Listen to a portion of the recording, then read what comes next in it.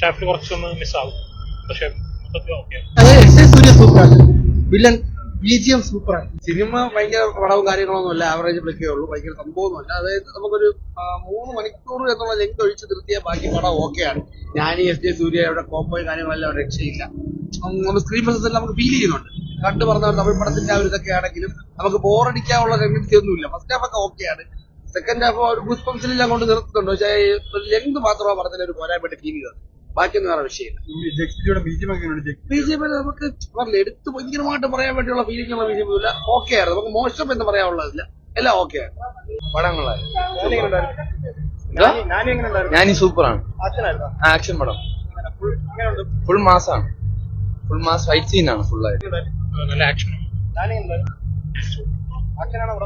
Full action. എനിക്കിഷ്ടപ്പെട്ടു. Story നല്ല ഇല്ല. First ഹാഫിൽ കുറച്ചൊന്ന് മിസ്സാവും, പക്ഷെ മൊത്തത്തിൽ ഓക്കെ. മാസ് പടം അബോ ആവറേജ് ആണ്.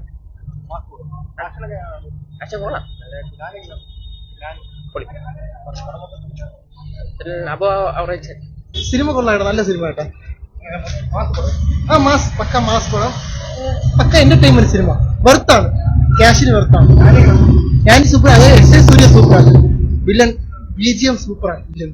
ഒരു നോർമൽ തെലുങ്ക് പടം കാണുന്ന ടൈപ്പ് തന്നെയാണ്. പ്രെഡിക്റ്റബിൾ സ്റ്റോറി ലൈനാണ്.